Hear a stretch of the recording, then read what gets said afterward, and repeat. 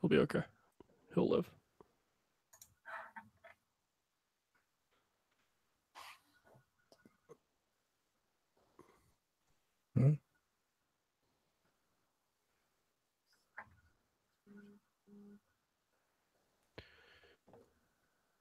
Yeah.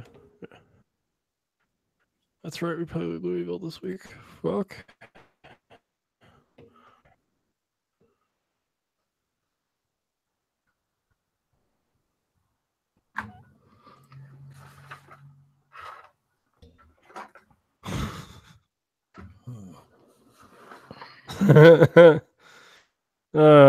That's good.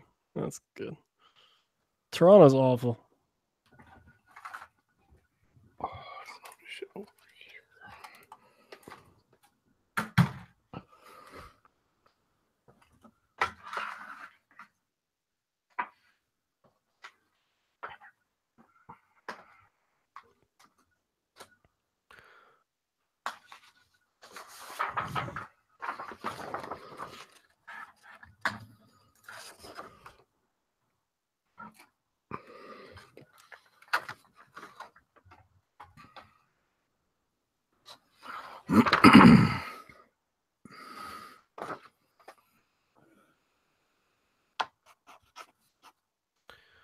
I also just found out today about Vault 77. Vault 77? Yeah, Fallout 3. It was a vault where, because like you can find other vaults and then they tell you what they were. Yes. It was a vault that consisted of one guy and a United States government puppet ration crate.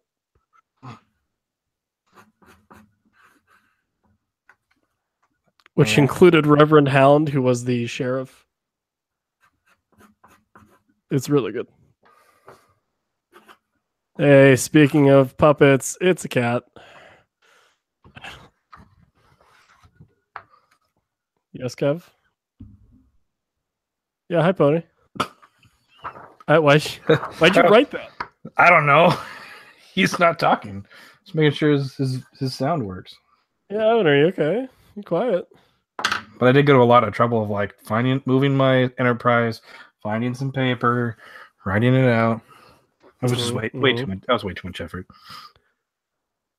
Too many steps. Is Pony just Evan? Are you just not going to talk? Like, is it the long con today? Is it the long con today? It's the long con today. He's just not going to talk. Then I'm going to say something. He'll be like, "Oh, it's me," and I'm like, "Oh shit." That's what he sounds like.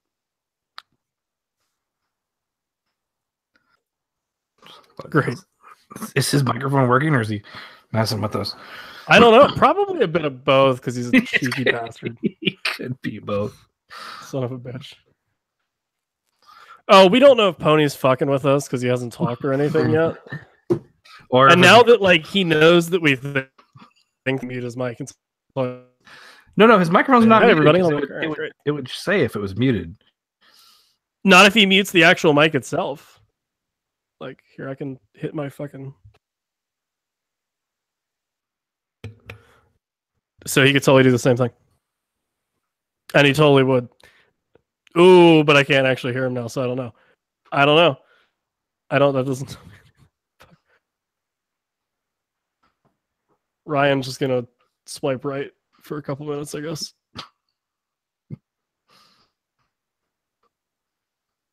This will be good. Michael enjoy this pre-pod talk because it's completely non sequitur, and he gets to hear it this week because, like, he's gonna listen. Well, yeah, he's actually gonna listen to the show. See, he only listens to everyone's shows like once every 2 months. That's really the key.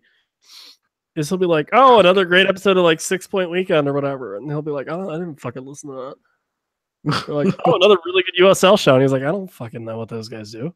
I have to wonder which was the last time he listened to Play the Kids. Never. He's never listened to your show. Probably not. Yeah. Nobody should. I don't know why I keep getting listeners. I don't know why people would want to listen to it. It's really weird. It's your voice. Is it just it's aesthetically that pleasing. Attractive? Aesthetically pleasing voice. I appreciate that. Yeah. Oh my god! It defies the laws of relativity. All right, Pony. I still can't hear you. Mars. Until we can hear you. And then we'll start the podcast. I really hope Mike is like low-key super in the ASMR. And if no one knows what that is, that joke is fucked. So that'll be fun. His mic isn't working, he thinks. Well, we still can't hear you, so I can confirm your mic's not working. Mm-hmm. Still can't hear you, buddy. It's like watching a badly dubbed Japanese Godzilla movie. Oh no! Godzilla! Kevin, it's racist. It's setting something. We'll be back.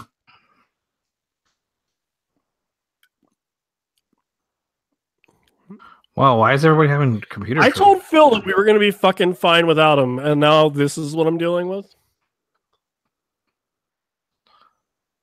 Amateur hour. My computer doesn't work. My microphone doesn't work. Nothing works. Mm-hmm. Ryan's just got a hot date that he doesn't want us to harass him about, so he's not telling us that that's where he's actually going. At 9 o'clock on a Monday. I almost said, It's just oh my you god, and it's me. just us now. It's just us. It's a 2-person USL show. The Kevin F. Show. The Canadian experience. Oh, and Ryan's back. God damn it. But for how long? I don't know. What if we... Okay, that's better. That's better. We should have done this like the first show. But what if we tried to convince everyone that we all hated each other?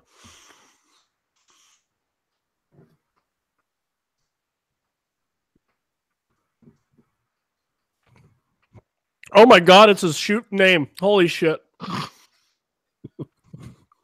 Oh my god. We're gonna have to scrub that footage. Everyone will know. Okay. Are we all alive? I guess we should wait to hear Pony. He's talking, but we don't hear him. Good. What you can do, type everything out and I'll read it. So For my you. mic isn't working, I think. Just plugged it into laptop like normal. It's not even a complete sentence, you dick.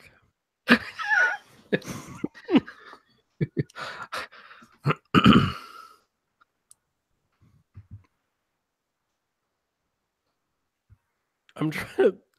I don't know why, but I'm trying to read your last name and see if it makes any other words. For literally no reason at all. And I can't. I can Plus, if Mike listens to this pre stuff, he's gonna be like, "What in the hell's wrong with these guys?" Tried different browser and account, but still nothing. Well, I'm glad you stopped using the dark web to talk to us. But the dark web has cookies. Yeah. Well, actually, Oh boy. maybe it doesn't have cookies because it's the dark web. They don't I have feel internet like- cookies; they have physical cookies. We'd like to use cookies, and then they show up. Different browser and account, but still nothing. I don't know, Pone. I don't know.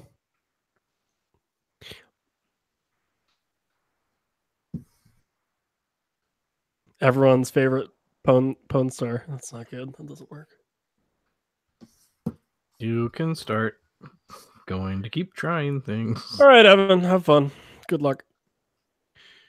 How are Hey, you doing, everybody. Ryan? Yeah, Ryan, are you okay? Ryan, you good? You good? You good? You good? Yeah, I'm good. Okay, great. Good. It's just a little bit too long of a pause. I was like, "Oh It god, was, no, I freaked out. I was like, no. I will start then. Yeah, there's just a little bit of lag. It's all right. We'll figure it out. Okay. Hey, everybody. Welcome to the USL Show, brought to you by the Beautiful Game Network of podcasts. You can find that whole network, which we are very proud to be a part of. What is it? BGN.FM. On the Twitters as well, at the BGN FM.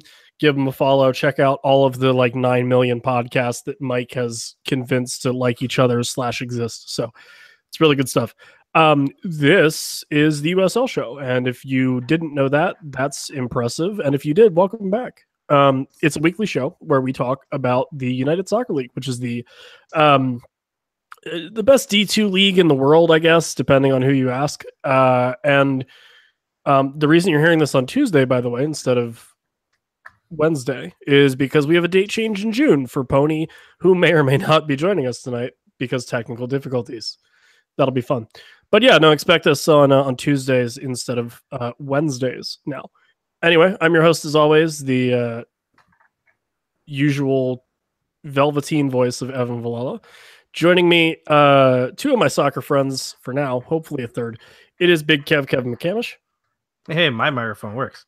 It does. It's great. I can hear you. It comes in well. It's really good. And one of my other soccer friends, it's Ryan Allen. Oh, hello. My microphone works as well. It's always good. It's always better when they work. The other person that's here in spirit / actually here physically but can't get his mic to work, it's Pony. So he's gonna mess around and try to figure something out. And if he does, great. If not, we'll just pretend that he said he really likes Cincinnati FC before we started recording, because he did. Anyway, well, he typed it out, right? He did. Yeah. He typed it. There's no way to check that at all, so don't. But he definitely typed it out. He was like, I really love what they're doing with that MLS thing. It was good. Anyway, guys, we have a little bit of news to get through this week, and then we have a very match heavy show, which is always exciting. The first one, which is related to a match, Penn FC's manager called Nashville SC's Gary Smith a typical English team, and Coach Smith was not very happy with that sentiment. Yeah, Nashville wins 3-1, so they won't really care about the negativity thrown their way. But a really weird, like, we don't see a whole on coach beef, or like a lot of like criticisms on how teams play. I think in part because like the league is rooted in teams that play defensively and possession based. But yeah, no, this was interesting.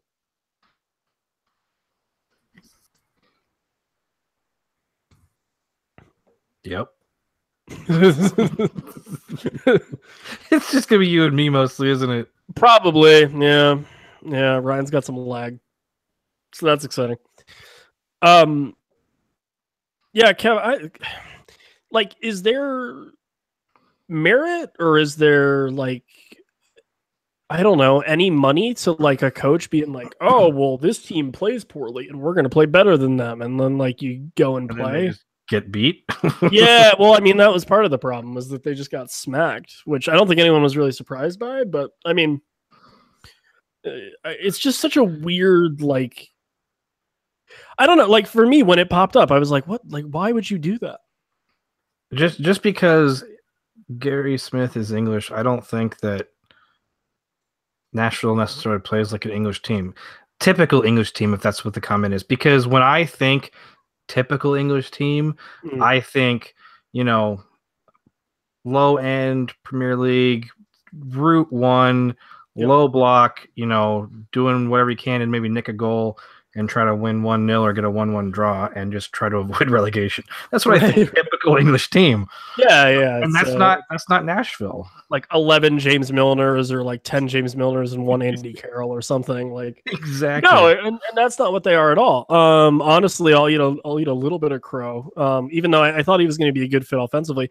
I think Brandon Allen's been like exactly what that team needed. And I'm glad that he's finding success over there. I'm a little scared, but I'm glad that he's finding success over there, because that's, a team with MLS ambitions, and they're, punching right about where they should be in the East right now. And it's really clicking for them. So I think, yeah, like you said, it's kind of, I don't know, like downgrading or downplaying, I suppose, kind of the success that they've had as of late. And not that Penn FC are slouches or anything, but I don't think your manager has any right to kind of come out and be like, haha, you guys are terrible. I don't know. And I think... Huh? Go ahead. Not when Penn's fit or 13th in the Eastern Conference. Right, yeah, exactly. Like, They're not Toronto FC too bad, but they're bad. Well, I also think, I mean, as far as like punishment for the comments, you got beat by the team you called a quote unquote typical English team. I think that's there's your punishment right there. You play like a typical English team and they get hammered 3-1. Well, you know what? Maybe I won't talk smack about coaches in the future. You think it was one of those things where he's like, yeah, I'm going to try it. And then it didn't work. And he's like, all right, I'll stop. Probably. Stop. And then, you know, I suppose we'll just start running down the matches because why not? Somehow, despite their off-field distractions, I suppose, Real Monarchs were able to vanquish Sacramento Republic 1-0. Chandler Hoffman scores in the 68th minute. Sacramento win possession. Shots were even 13-13, 4-4 on target for both sides. Sacramento with a lot more tackles, 19-8, but Monarchs SLC with 14-10 on clearances. Solid game. You know, Monarchs, I still think that they had a lot of quality on the field, and I don't think a win was super out of the question. But good for those players to just kind of go in, do their job, and go home with the win. Indeed. I would say that they took their second loss of the whole season, the match before, so it was good of them to a top elite team like bounce right back. They're not going to go into a skid, so they did well. And then this was a weird one. This was a really fun game, but it was a weird. In 3, Charleston 3.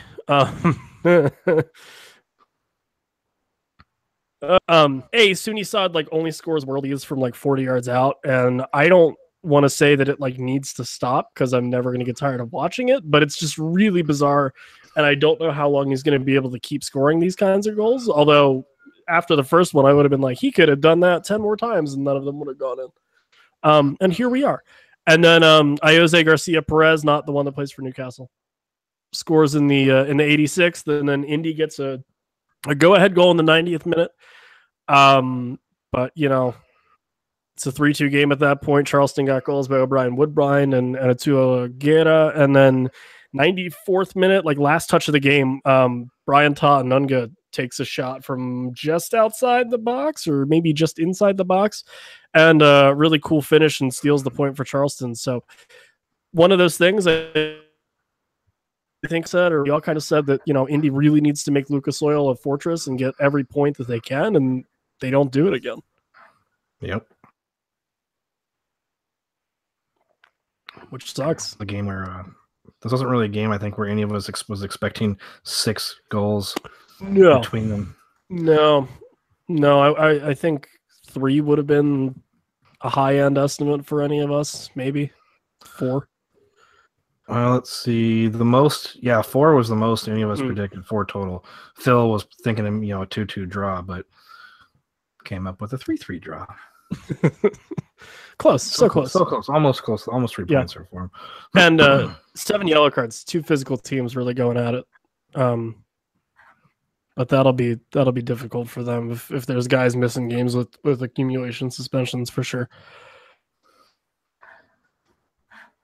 Hey, next game, Pittsburgh 0, Nashville 1. So no more unbeatens in the USL. And Brandon Allen, like he did against Penn FC, proven his worth again here against Pittsburgh. Like I said when I was talking to the guys at Golden Goal and Club and Country and pretty much everybody down there, I was like, listen, don't expect them to do a whole lot defensively, but if you just need a guy that can get into the box and score goals, you got him.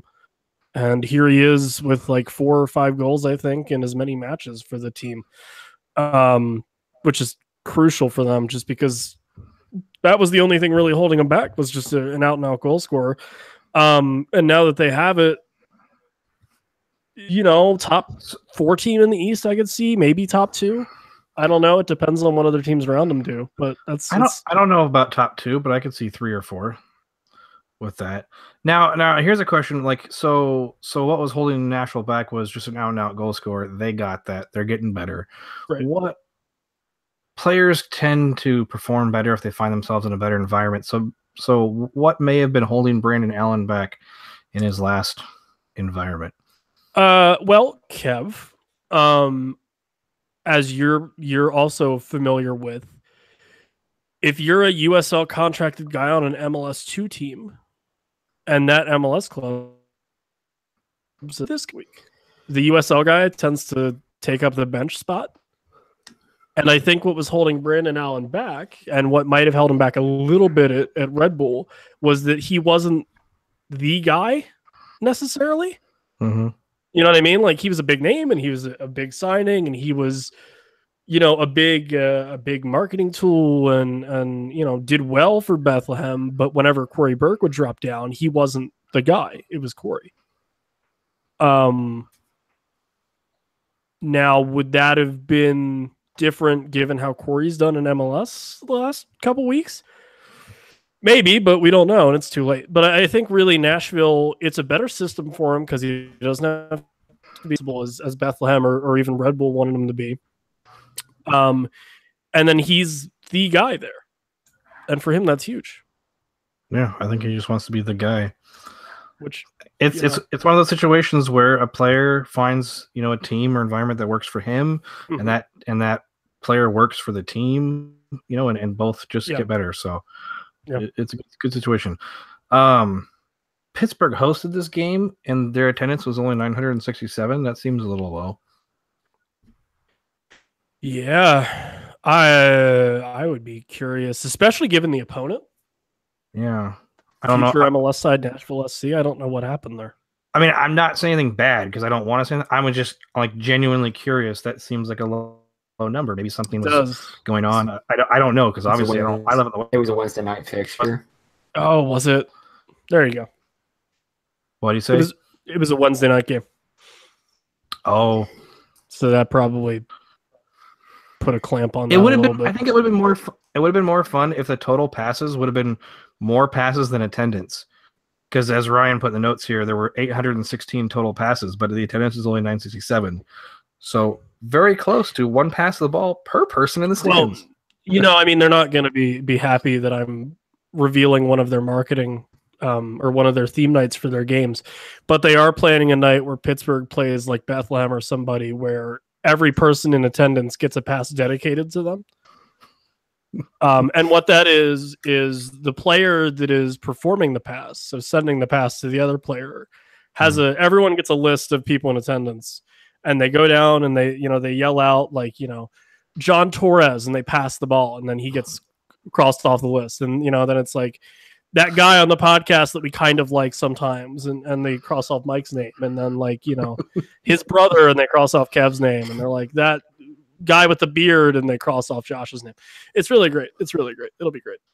That's a great idea. And really to be fair, if any team in the league is going to be able to do that, where they can actually make passes, complete passes, while also exchanging a sheet of paper with the names of all the people in attendance, it's a Bob Lilley team.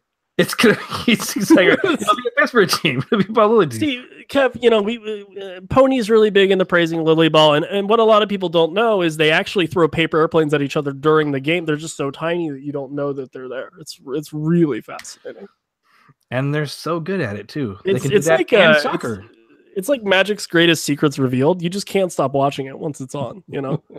It might put you to sleep for a couple episodes, but man, when you wake back up, you're going to be like, oh, he looks like a cat. That's phenomenal.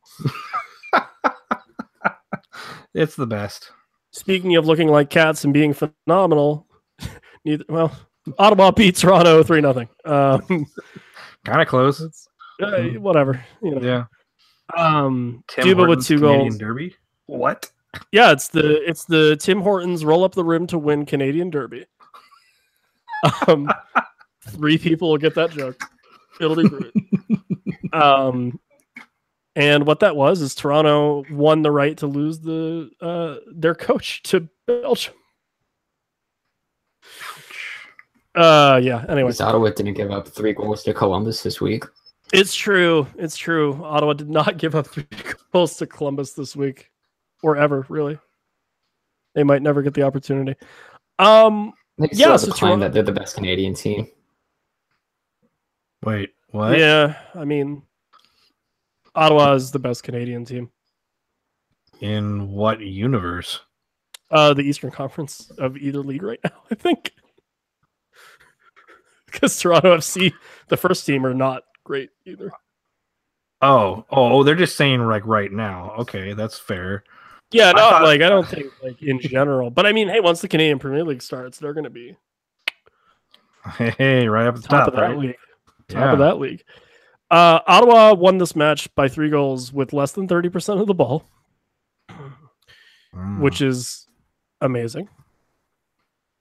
And then our friend, I think it's one person. I don't know. I don't know. The very elusive and decently funny, and most fool USL memes. Just kidding. So good, I didn't even get his name right. With a bit of a Avengers Infinity Wars spoiler, and I won't read it out because reading memes is so much funnier than looking at them. But one out, it's got Doctor Strange in it. It's on his Twitter at USL memes. Yeah, guys, Toronto FC 2 are just really terrible. Yeah, I kind of feel bad. Like historically terrible. Not yet. Well, let's wait for the season to finish before we get there. I mean, they're not reaching Antigua Barracuda levels of bad, and they may not even get to FC Montreal levels of good. Good, because FC Montreal was still able to get hot within the. That's right. They had like that 1 month where they were like really good. Yeah. But yeah, there was always a really. It was weird for FC Montreal. There was a very good August when the season was already over on their part. Yeah, like after they got we'll do good now. It'll be fun. I think in the modern era, there is still a bad team that all other bad teams will be compared against, and that is going to be the 2017 Timbers 2. So, like, are they T2 in the 2017 bad? Well, they are technically a T2. Oh, that's true. So they're getting there. Next game, St. Louis 1, Phoenix 3. Chris Cortez in the 6th minute, Solomon Asante in the 49th minute, Jason Johnson in the 68th for Phoenix, Seth Rudolph, the red-nosed goal scorer, in the 74th minute. Possession pretty... I mean, it was close, but St. Louis took the lead in that 55% to 45%, pretty much. Shots were 17-16 in lead of Phoenix. And lots of fouls, 23-15 in that regard, with Phoenix leading. I just think, and we saw it last week with Steele, and we've seen it a ton in this league in general and even this year. Like, that first goal, especially if it's that quick sometimes, like, there's some games where you're like, that's way too early, and then the team grinds out a 1-0 win. And then there's other games where you're like, all right, that's going to break their backs, and then Phoenix gets, 2 more, and St. Louis is in a hole at that point. So, I wasn't there. I'm a little sad that Phil isn't here to dissect that game, but I don't know. Two goals down against Phoenix, I don't think is a nice place to be. Well, 3 goals, because it was 3-0 until St. Louis pulled a consolation goal back in the 74th. So,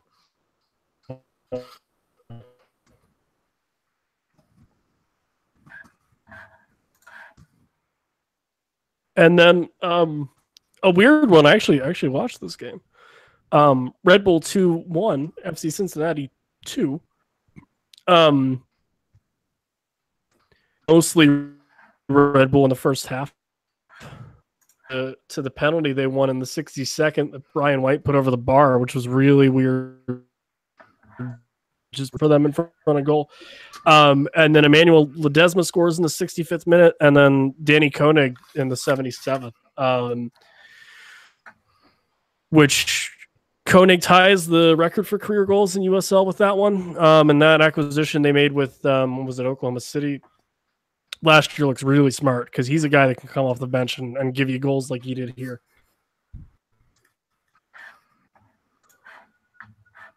For sure. And Cincy, looking okay on the road. Well, they were able to show their quality, I think, a little more over the youth of Red Bull at the end of the day, which is fine by them. I don't think they'll be happy with that result just because they were down for almost an hour, but 3 points on the road you can't complain about a whole lot. No, there's no complaining about any points to get on the road, to be honest. Yeah. Speaking of points, North Carolina FC won with former Wilmington Hammerhead. Ryan likes to throw those in there. People Due, right? Last name, good. 16th minute goal. And then Bethlehem Steel's kids do it again. In his debut, I believe the 17th academy player to play for Bethlehem Steel becomes the first one to score in his debut. Ben Ofimu. Sorry, Ben. Scores in the 83rd minute, which for a center back with a finish like that, pretty all right. So he becomes the youngest goal scorer in club history. He is 17 years old in 8 months. And then 2 minutes later, James Chambers doesn't even look at the ball and hits it about 30 yards on the Santi Moore, who crosses it for Maichi Galina, who just kind of runs on the 5th minute. And what's funny is Maichi Galina was the previous record holder at 18 years and 4 months. So everyone get ready to feel old. Yeah, I know. But man, these kids are good. I don't Ben's another huge center back. Well, I'm glad that Bethlehem's kind of getting better and showing more quality, because I had him pretty highly rated at the start of the season. Yeah, and it's good to see things kind of warming up. And especially in the second goal, it made itself really apparent just because he hit that first pass so well. But having a guy like James Chambers and then Omar Holness should be back shortly. Having those two guys to anchor that midfield will be huge. And as much as I really like what Derek Jones does, and as much as I really like Anthony Fontana and Adam Niem, those two proven USL guys and Holness and Chambers next to each other will be so fun to watch. It'll be good. Especially with the pace that Steele has on the wings, for sure. Yeah. And this wasn't the only come from behind win. It was not at all. Since he came back on New York, Bethlehem on North Carolina, the next game, and then another one on San Antonio over Portland. Yeah. The next game being Richmond 1, Pittsburgh 2. Luis Fernando Nascimento, I would imagine, I would hope, or I would think. Again, I'm just a really terrible American. 53rd minute goal. Pittsburgh scores 72nd, Nico Brett, and 79th, Romeo Parks.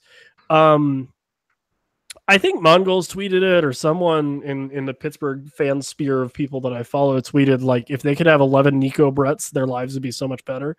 Just because that dude, just goes out and plays and just keeps playing and he gets his team results. 20 shots for Pittsburgh compared to Richmond's 3. Bob Lilly probably really upset at that stat. He would much rather 20 clearances or something, but he gets 20 shots. And Richmond lose a tough one to Pittsburgh, and now they have to play the Philadelphia Union on tomorrow, which won't make things any easier for them, I'm sure, unless they win. But even then, it's another game you have to play midweek.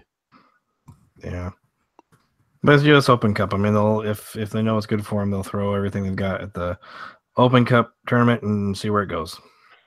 Yeah.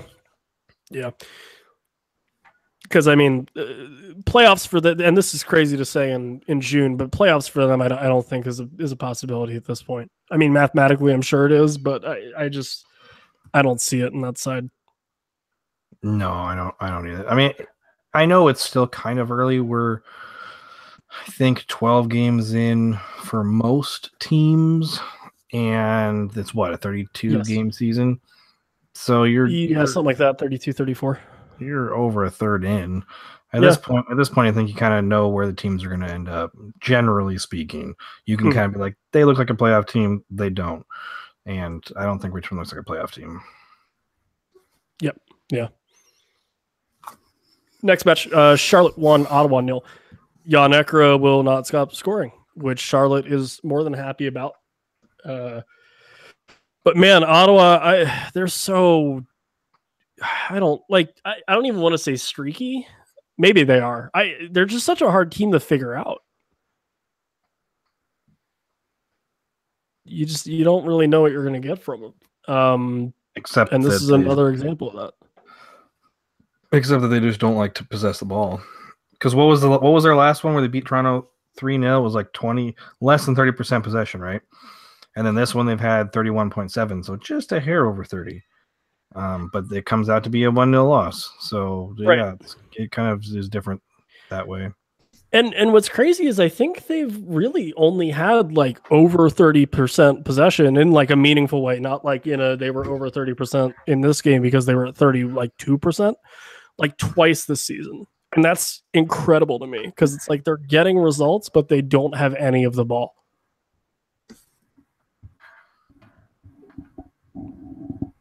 I don't know. It's interesting. At least they have people show up at their games. It's true. It's true. Yeah, for sure.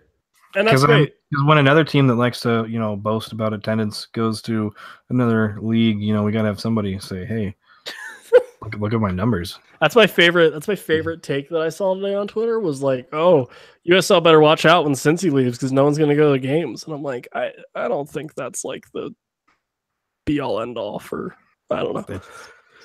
It's not at all. Yeah, go for it. No, I was just gonna say, hey, next one, Tampa Bay, Atlanta United 2, 0-0. Yeah, like really bizarre, right?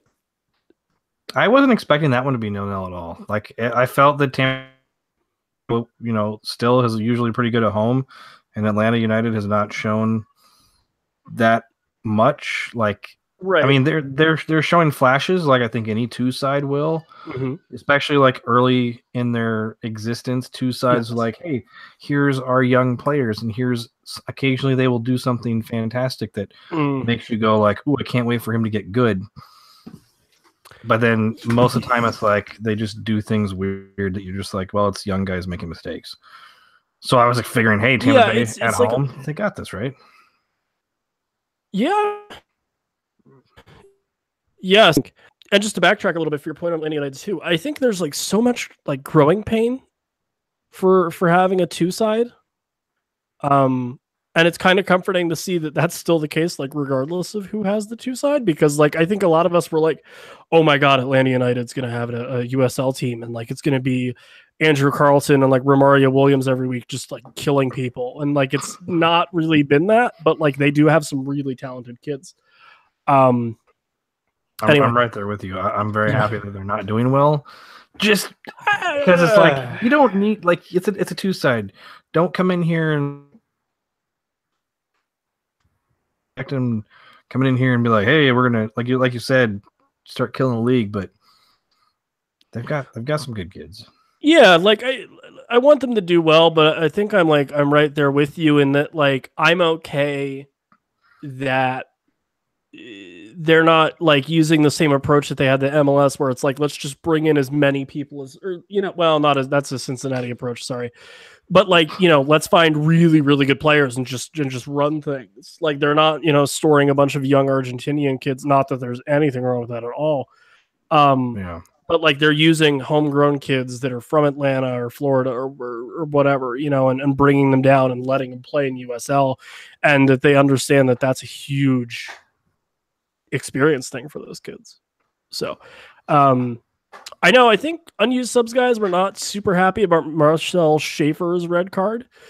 Watched it a couple times. I get why they're not happy. I just think it was so far off the play that you kind of have to go red at that point for a bit of a stomp on the heel. I think if he's just kind of late to a tackle, it might be a yellow, but he's not really near the ball, and he did that. So I'm okay with the red. I didn't watch it, so I can't speak to it. Yeah, that's my opinion. Figured I'd give it to him. Yep. So, at me, Matt and Dan. Or don't. I don't. Whatever. Next game, we already talked about it a little bit. Nashville 3, Penn FC 1. Brendan Allen, Lebo Malota. That's such a... Oh, man. That's really dangerous. Those two guys next to each other. Brandon Allen scores in the 36th. Lebo Malota scores in the 48th. Ken Tribbett gets one back for Penn FC off a header. He didn't bike it this week, which, disappointment. And then Alan Wynn gets the third and final for Nashville. Comfortable win, I suppose, is about all you can say about that one.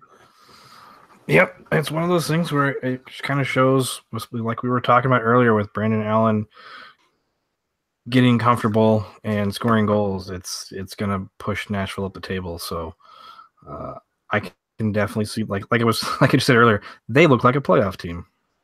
They do, and they probably are. I think they probably are. The only question is going to be what is their end seed going to be when they make the playoffs? Yeah, I would, only because I don't want to see Nashville play Louis. Well, sorry, only because I don't want to see Cincinnati play Louisville every year. I mean, as much as it's been funny to see them lose, Nashville and Louisville would be fun. Yeah, Nashville and Cincy would be fun. I think they're just a really good playoff matchup for anybody, really. I agree, Kev. But really, the only question is, should we just do this tomorrow? We can. I know Ryan's just like, I can't do anything. Yeah, Ryan's fucked and Pony fucked off, and we're talking to ourselves, and I don't mind doing it tomorrow. I don't mind doing it. I don't think I got anything going on. Fair enough. If you do, it's not a big deal. Actually, shit, I'm going to be at the Open Cup tomorrow, but that's fine. Should we just have Mike cut this out and keep going then? Yeah, might as well, eh? Or you guys can do it without me tomorrow. I really don't care. At this point, we've been doing this for at least 40 minutes, 30 minutes. Yeah, that sounds about right. We still have some games to go through. Fuck it, let's finish it. All right. Let's get, because you and me can have a lot of conversation about Las Vegas. Oh, it's true. It's true. I forgot that game was kind of light at the end of the tunnel. All right, yeah, no, I'm down. All right. So Mike, if you want to work your magic and kind of stop here, get it all cut it out, Mike. Get it cut out. Do it.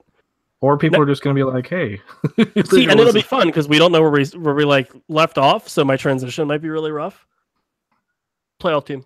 Okay, no, we'll be all right.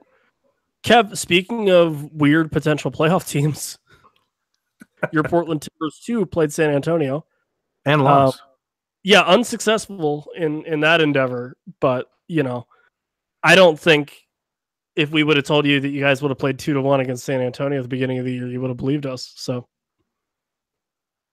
No, it's true. I mean, the other thing too, I fully expected Portland to come into this match and win. Nothing crazy, like 1-0, maybe a 2-1 to Portland. But once the first team played earlier in the day, like 4 or 5 hours before the T2 kicked off, yes, and I saw McIntosh, Langsdorff, Eric Williamson, and Modou Jadama on the bench, I was like, nope, San Antonio's winning this game. Yeah, you kind of freaked out in our group chat, and you were like, no. Well, I didn't freak out. I was just like, hey, this is kind of important for the second team. And I messaged some guys in San Antonio. I was like, hey, just so you guys are aware, these players are not going to be available because you can't make it from Portland to San Antonio in 3 hours. No, unless there's some time travel or teleporting that we don't know about. Exactly. It's just one of those things where it's like, I tweeted out, it's like, everybody who even cares about T2, just adjust your expectations for this match. Because Langsdorff and Williamson are extremely key attacking pieces for the team. And then Jadama is the best defender. All of them are on first team contracts. So of course, if the first team is low on bench players, which I think they are, there's probably some injuries. And I know that we're missing 2 people to World Cup teams now. Guzman and Polo. So I believe Gleason is injured, which is why McIntosh has to sit on the bench. Right. Why I was excited. It's like, hey, these guys have been absolutely killing it for T2, so they deserve to get some minutes. And then none of them subbed on in the first team match. And I was like, well, that sucks. It's the way that goes sometimes. And then Port T2, they did well to hold off San Antonio for as long as they did. Honestly, they got a PK in the 50th minute, went up 1-0. That kind of the PK didn't surprise me. That was a stone cold penalty, but going up was like, hey, that's awesome. The only shot on target that Portland had was that penalty. Right. Yeah. That's kind of sad because San Antonio outshot us 20-4 and 6-1 on shots on target. So yeah, they looked like they were extremely hungry for some points. And they were just kind of like they were throwing everything they could forward. Yep. And there was a lot of people there, and they cheered very well, and they got their goals in the 86th and 90th minute, or more like the 91st, 92nd, 93rd minute. I can't remember. It was in stoppage time. It was. Got all 3 points. Absolutely great performance by San Antonio. You know, they deserve to get some points there. I feel sad, not necessarily for the Portland loss. I just kind of now I want to see like how Portland can do against them if in a full strength Portland team. Yes. Like give me full strength against San Antonio and let's see how it goes. Cause I like San Antonio as a team, as a club. And there's a lot of their fans, especially in the media that I'm friends with, from seasons past of like, you know, talking to them on podcasts and answering questions, all that stuff. There's some really good people in San Antonio. So I like to see their team do well, not particularly against my own team, but still, I will be humble and say congratulations on that win. Yeah. No, you know, very, very, and honestly, you know, now we're back to the glad handing. So people that don't like it when we do that, sorry. Like, I really don't think there's a poorly run club in the league. And I have a special soft spot in my heart for, you know, ones that are just one dude or two people doing the whole thing. Like to name drop and be a prick that way. Red Bull 2, when they played Steel 2 weeks ago now, I guess, released their lineup, and I made a snarky joke about like, oh, I don't like it when they do the vertical lineup and there's no formations and you can't tell who plays what position. And their comms guy, Willie Whitelaw, who's a super nice guy, was like, if you need anything, feel free to ask. And I was like, I'm so sorry that I was a dick. Like, you know, speaking of being a dick on Twitter, so yeah. San Antonio like put up an injury report on their feed, and I was like, hey, at Timbers 2, man, it would be great if like we actually had an injury report because I can't ever get any injury information from you guys whatsoever. Like, hey, check your email. And then they tweeted back, it's like, you know, you can just read the game notes, right? Yeah. Like, I was like, oh, I just got owned by the front office. Yeah. And it's great because like you have to see those people at some point. I don't know who was. It could have been somebody that I knew that was behind that. It could have been the media person I deal with all the time at T2, whose name is also Kevin. Sure. But whoever it is, I will give them a pat on the back when I see them. Like, that's a good burn. Good burn. They will just look at you and you'll know. You'll be like, all right. To be fair though, like I don't get game notes for away games because I don't have anything printed off sent to me. So it's not like I could have looked it up. Listen, if you get a game preview, it's got to be at the bottom of that email. I'm just gonna throw that out there. I actually spent 20 minutes of that game looking through all my emails to make sure I wasn't a complete a-hole. All right. And I didn't actually have any injury information on anything I had gotten from them, to be fair. But I still, I appreciate the burn. It was kind of funny. And this has been the first edition of Super Inside Baseball USL Show Talk. 5 people will appreciate that. Maybe a couple people will appreciate the peek back of the curtain. I don't know. Who knows? We'll find out. If you like that, let us know. If you didn't, let us know. I think I know what a lot of people are going to land on. Anyway, moving on. St. Louis 2, Swope Park Rangers 0. Corey Herzog gets a penalty kick goal, and then Joey Calistri gets their second at 77th minute. Brian Rebellion, which I doubt is how you pronounce that, but hey, gets a second yellow in the 69th minute. Nice job, Brian. So Rebellion rebelled? Yes, he did twice, multiple times. And then, you know, I heard that when he got such a rebel yell. Yeah. All right. St. Louis 2-0 win the I-70. Swope Park lead possession. St. Louis leads pretty much everything else. Big win for St. Louis. Good win for St. Louis. I would say it's a good win for St. Louis. Yeah, definitely. definitely. Take out a top team like Swope Park, and always getting a shutout's always good. Yeah, and Herzog scoring. Hopefully, he can keep that. The good part of being a Windexy striker, and that he's I guess off-brand Windex because it's streaky. That's the best. USL Show brought to you by Windex. So Phil, if Phil was here, he'd be like, I want the brand. I want the brand name Windex. He does. Like their international slot. Go get me some fancy. Ooh, yeah. He wants like the Mr. Clean Magic Eraser for their international guy. There you go. Yeah. Or whatever.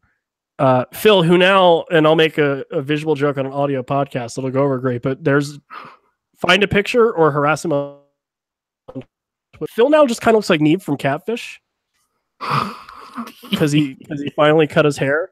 I was gonna make a joke about like how his kids probably don't recognize him, but I felt that was probably a little low. But maybe they don't. I don't know. Anyway, so yeah, Phil looks like Neve from Catfish. He's not here tonight, so I was gonna make a joke about how like he's too busy filming his next episode or whatever. Anyway. Yeah. But no, he's talking about what could have been. Speaking of what could have been, OKC Energy 1 Reno 1868 FC 2. Don't say that full name enough. So there it was. Alex Dixon. Oh, well, no, he didn't. Zach Carroll scores early, second minute for Reno. Alex Dixon gets one and ties it for Oklahoma City. And then Lindo Feka or M Feka in the 76th minute. I think it's Fika. Fika? Okay. Yeah. Right, one of those. Yeah. Lindo, hit us up. Let us know. OKC leads possession. Reno leads shots hard. 7-1 in shots on target lead, I think, is the big one to take away there. But a good win for Reno on the road. 3 points is 3 points. Yep. A team that needed a win, too. I think they've been kind of like, especially compared to last year, and I know there's reasons for that and that they lost a couple of players, but I think they've really been playing under what they should be. Probably. And so again, it's a game about momentum and getting hot at the right time. So if Reno can do that, starting now and maybe ride into the summer on a bit of a hot streak, they'll be okay. They can kind of coast. That's true. Speaking of getting hot at the right time, Fresno 4, S2 0. What a scary team. Remember when we were like, oh, they're going to be good, and like they were really bad? It's not that they were bad. It was like that they were really unlucky. Yeah, it felt like there was just some like real bad luck. They couldn't like get it. Like they would have a lot of shots and couldn't score, or some fluky goal would against them, and that's all it took to either lose or only get a draw. It was really weird. So I think that they probably just kind of like broke their duck, and it's like the floodgates finally opened. Maybe. I mean, Kaffa scored. It's just goal, 27th minute PK. And then 2 goals in 2 minutes, 52nd, 54th, and then just, top one off in the 84th. Why not? Kev, let's play a game. Okay. It's the end of the season. And like we'll just assume that like Juan Pablo Kaffa has just kind of stayed consistently as good as he is currently throughout the year, right? Mm-hmm. Is there any reason that he shouldn't be like MVP of the league? Is there anybody else right now that you're like, oh, he means more to his team than anybody else? Over the course of the season, if you start from the beginning of the season, no, I don't think so. If we're talking like right now, I mean, players who are performing so well and seem to be very, very, very important to their team, I wouldn't include him in the MVP conversation by any means, but Brandon Allen for Nashville is a name that could potentially be dropped. It'll be interesting. I know. Like, I just think Kaffa didn't Pony go for it. Want Kaffa to win MVP like last season? Like, isn't he always always like Kaffa should just? Like Pony is like a really big Juan Pablo Kaffa fan, and like now I really get it. I don't know if it's just because like I think he has higher visibility because he's on Fresno, or like I don't know what it is, but this season I'm like, oh my, this guy's phenomenal. Well, I think that no matter what, he'll be in the conversation for MVP like he is almost every season. He is an MVP caliber player in the USL. Yep. So, if he stays playing consistently like he is, should he be in the conversation? Absolutely. Will he be in the conversation? Absolutely. Will he win? That is a very difficult prediction to make. Would I love to see him win? Sure. I wouldn't mind seeing him win at all. But it's so difficult to try to see who might be in that conversation in 12 or 20 more weeks. Yeah. I mean, I don't know. It's early. I just think right now he's a lock for team of the year. I don't know. Probably. Knowing us, something terrible will happen. He'll get injured next week, knock on wood. Maybe we should stop talking about him then. But we'll just stop. But I just I don't think that, and maybe we'll play this game for people that follow us on Twitter or elsewhere if you want to get in touch at the USL Show. Is there another player? I guess I'll rephrase the question. Is there another player on a team right now where I go Fresno, you immediately think of Juan Pablo Caffa? If I say another team name, if I say Tampa Bay, or if I say Cincy, or if I say Sacramento, or I say San Antonio, or I say Bethlehem, or I say Red Bull 2, or, just keep going down the list. Is there any team where you think of the team and then you immediately think of just a huge impact player like that? Because I don't think there is. And no, you can't say Vegas and Llamas. It has to be on the field. I apologize. That's a good specification. Thank you. Yeah. Anyway. Tweet us at the USL Show. Let us know. Please do. Yeah, please. Let us know. Evan and I are just sitting here having a conversation with ourselves. It's fine. Join us. Join us on Twitter. It'll be great. Yeah. Let us know. Oh my God. LA Galaxy figured out how to shut a team out / not score 25 goals. But it was against Tulsa. Yeah, I guess I shouldn't say anything. I mean, you got to get your shutouts where you can get them, right? First steps to recovery, That's true. And now here's the thing. If LA have learned how to defend, if they decided, maybe we should play something called a what's this called? Center back? Let's try that and see what happens. If they've learned to do that, a fullback. I wonder what this does. Yeah. If they've learned to do that and still score bags of goals, they will be a dangerous team for the remainder of the season. There's a lot of really goofy, really fun MLS 2 teams in the West. I don't think they're historically or even this year as consistently okay or good as some of the ones in the East, but they're fun. Oh, absolutely. If you're gonna watch a team as a neutral fan, you just want to watch a USL game, LA2 is probably one to watch. And if anything, just because it's they're going to win 6-3 or lose 6-3. It's really anyone's guess. If you want to have restored hope in 15-year-olds that play soccer, watch LA Galaxy 2. Also true. If your kid just really bottled it at the U15 Academy game, just watch LA Galaxy 2. And then you can already more stuff with your kid. Also, your weekly reminder. Sorry, I had to sneeze. Your weekly reminder that all those kids that are currently playing in USL for LA Galaxy 2 or any other team are not eligible to become MLS Rookie of the Year. So, yep. Sucks. Yep. Stupid rule. Stupid rule. So, you know what team I like to talk about the most? I think we really like to talk about Vegas on this show. Don't we love to talk about Vegas? Yeah, the Golden Knights right now down to the Washington Capitals in Game 3 of the Stanley Cup Finals. Sorry, the other one. There's now another sports team in that. And they've existed for about the same amount of time. Also true. Las Vegas 4, Colorado Springs 1. So many things happened in this game, Matt, or Kev. I got flustered. So many things always happen in Las Vegas games. It's true. There's a lot of things that happen. Let's start running them down, shall we? One, Freddie Adu goal in the 47th minute. Adu? Who? Yeah, that guy used to play for DC United. He scored a goal in 2018 in the United States for Las Vegas. What kind of world do we live in? A good one. This is the best timeline. Anytime Adu gets a goal, it's a good goal, right? Yeah, this one counted, so that was a good goal. Okay, other things. Colorado Springs gets a red card, 80th minute, and then my favorite. And I think I tweeted something this morning where I saw Mike Manganello's tweet where he posted a video of Las Vegas's keeper, putting the ball down at his feet and running to about the halfway line, starting his own counterattack. And I said, if you made me describe how crazy Las Vegas is, and I couldn't use any of the weird off the field things, this would be it. A goalkeeper in a very FIFA-esque on like beginner difficulty where you just kind of run the length of the field and score with your goalkeeper. This is beautiful.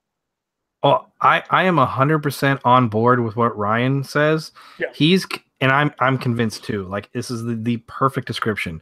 Las Vegas is just someone's FIFA Ultimate Team being played out in real life. Yes. Cool logo, really weird kits.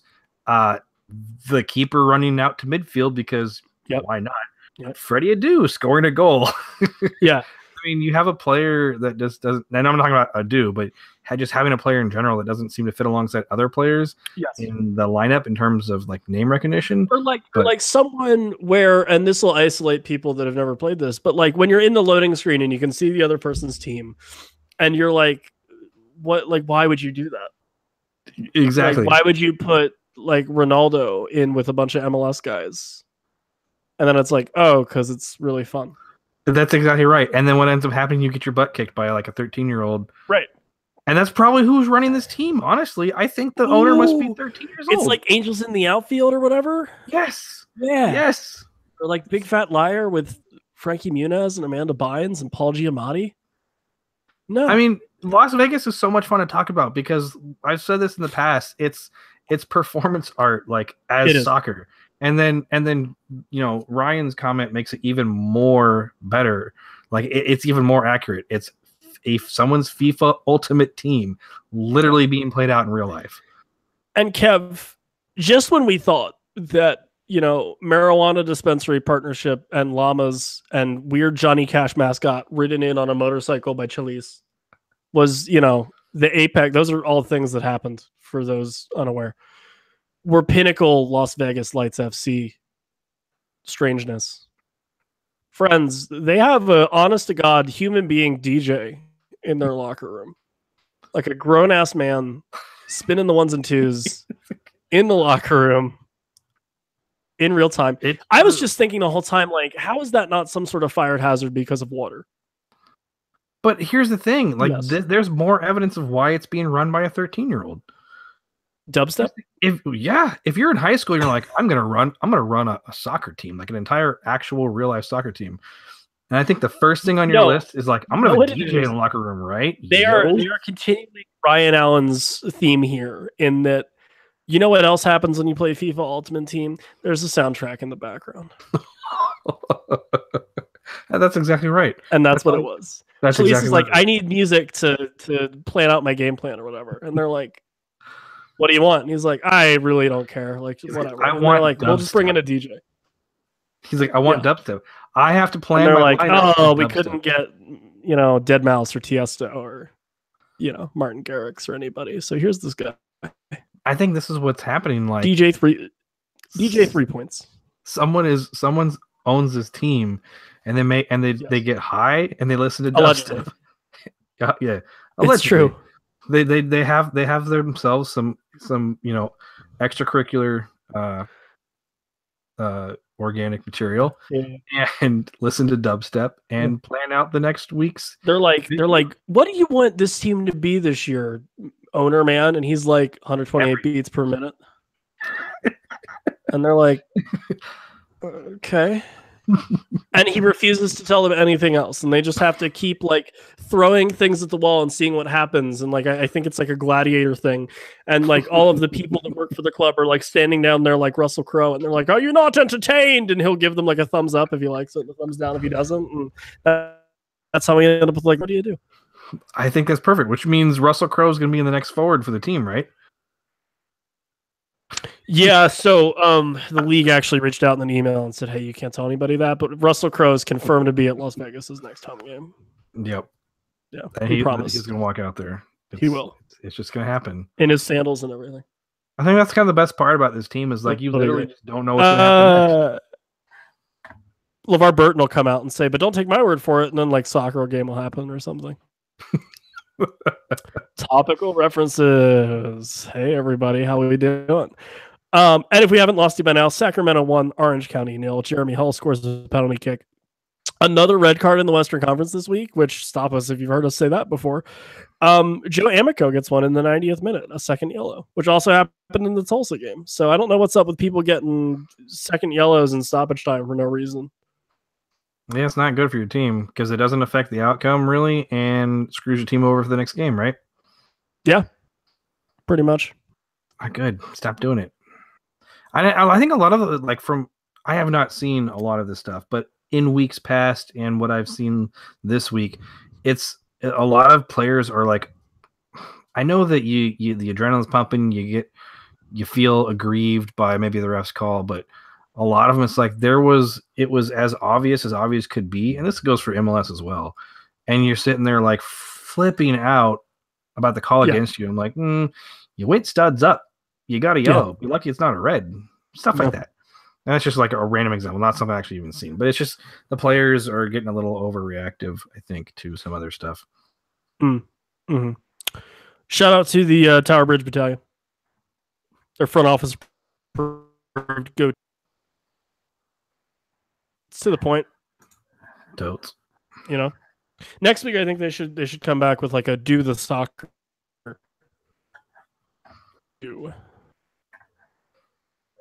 I don't know. Shoot the ball at people. just progressively like less comprehensive tifo.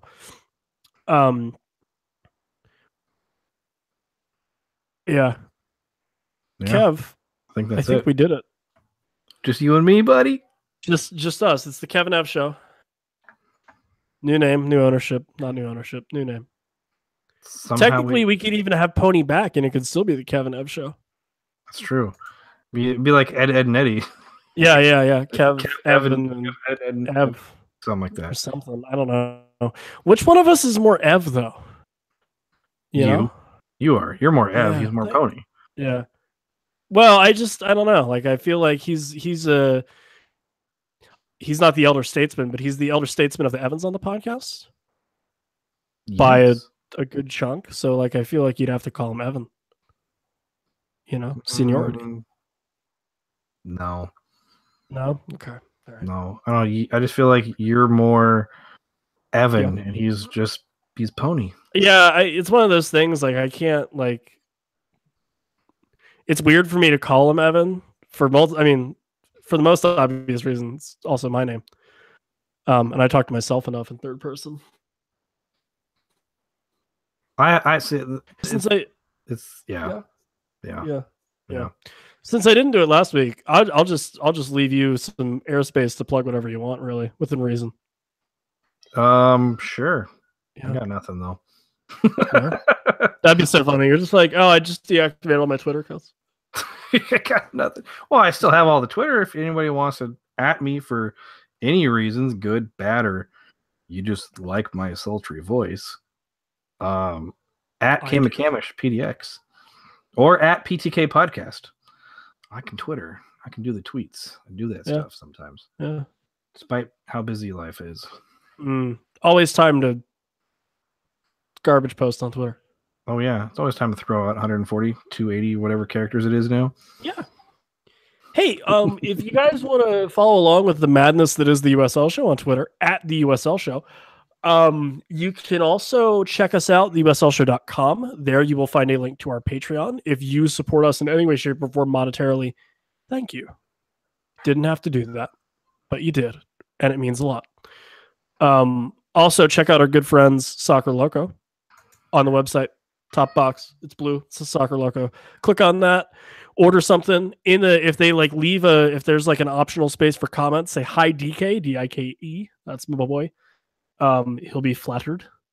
But go check those guys out. Literally anything you could think of needing for soccer, they got you covered. Probably except for those Nigeria kits for the World Cup, but those sold out in like 10 minutes everywhere. So those are a hot kit.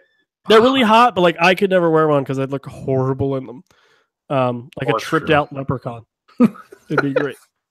If you want to follow me on the what's that? I'm right there with you. It'd be the same way for me. Good. If you want to follow me or like hear more of my opinions or voice or thoughts or pictures or whatever, at Villela V as in Victor, ILLELLA BSFC on the Twitters. I also kind of co-run the USL Show Twitter account. So if you want to say hi, do that. DMs are open in both. So say hi. Risky. A little bit. Yeah. So we'll talk to you guys next week. Sorry for the really short-staffed USL show, but I kind of enjoy just having some intimate one-on-one conversations with my soccer friend Kev. Like more of just kind of this stuff, let us know, because I think we can figure out a way to work something out like this. Certainly. Yeah. Anyway, so until next time, take care, everybody. Later. Cool.